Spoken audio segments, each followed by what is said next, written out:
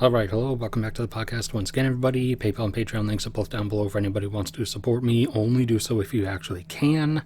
So, we were expecting it to hit in the immediate future eventually, and now it has.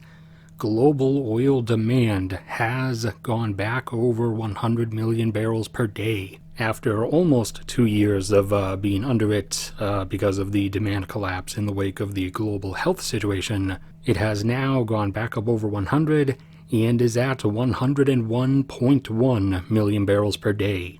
Whereas prior to the health situation starting in the spring of 2020, it had gotten up to about 102 million barrels per day, a level which I expect it to get back up to and exceed, probably get up towards like 103 this year. That expectation, along with many others, are in my 2020 expectations and forecasts video. So a link to that should appear now if you want to watch that and see and hear about what I expect to be coming this year. But the playout of events for global oil demand went along the lines of the situation struck, and in the initial wave of panic in spring of 2020, and basically everybody worldwide shut everything down, and everybody stopped moving around and everything, at least in ways that were designated as non-essential. Global oil demand dropped by about between a fifth and a quarter. It dropped down a bit under 80 for just a bit. Once it passed that first 2 or 3 months or so, and a lot of things opened back up, it sprung right back up really fast to about 90, and then initially it started climbing by about 1 million barrels per day per month till it got about to 95 or 96. Then it kind of really dragged out over the past year, over like 2021, as many countries went through economic recovery. Some went back into and out of and into and out of different types of restrictions again. Some particular countries never really left their restrictions, and a lot of them still have quite a bit in place. And so over the course of 2021, it crept its way back up to just under 100, and supply followed demand as it kind of had to, as firstly with the demand crash, oil prices crashed down into only the teens in dollars per barrel. And so that's quite quickly caused some production damage. A lot of new drilling and production operations came to a halt. A lot of maintenance and upkeep even came to a halt for a few months at least, while oil was sufficiently depressed down under like $35 or $40 a barrel. As by the end of summer of 2020, it was back up to about 40.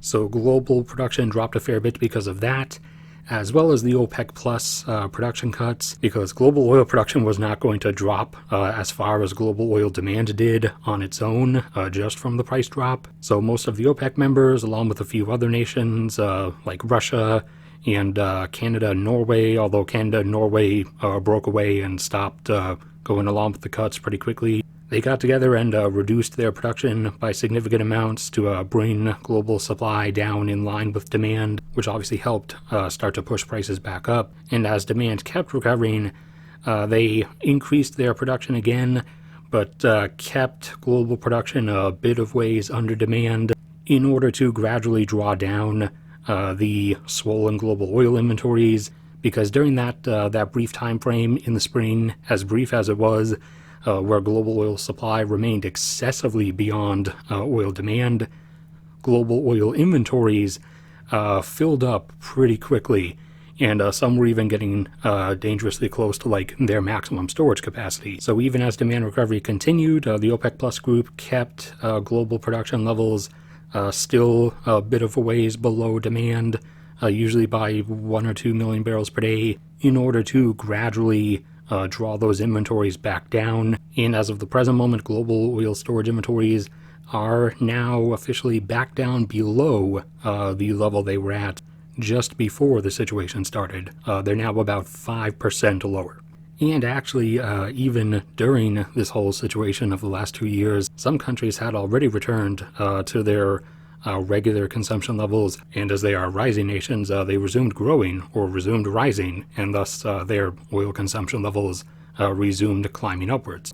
Brazil continuing to grow from averaging around 2.4 up to now averaging closer to a bit above 2.6, and even having hit a high point during these last 2 years of 2.8 million barrels per day of domestic consumption, and Turkey having gotten up to about 1.1 before everything started, returning to 1.1 even during the situation, and now being up closer to averaging around 1.2. And actually Russia as well. I forgot Russia, as Russia was around 3.3 or 3.4 domestically for most of the 2010s.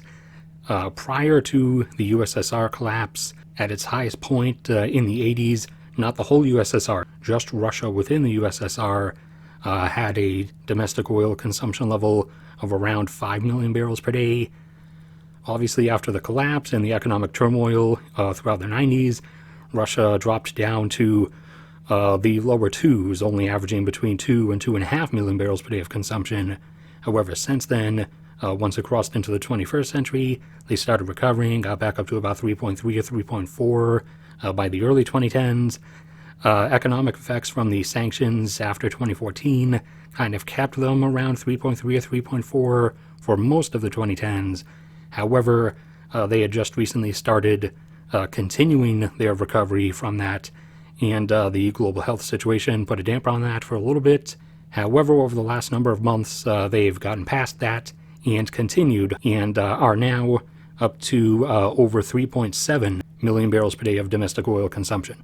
But global oil demand now back up over 100, up to 101.1. That's it for this one. So thank you everybody for sticking around and listening. Like if you enjoyed, subscribe if you haven't already. I have plenty of other episodes you can watch or listen to about stuff. PayPal and Patreon links are both down there if you want to support me. Only do so if you actually can.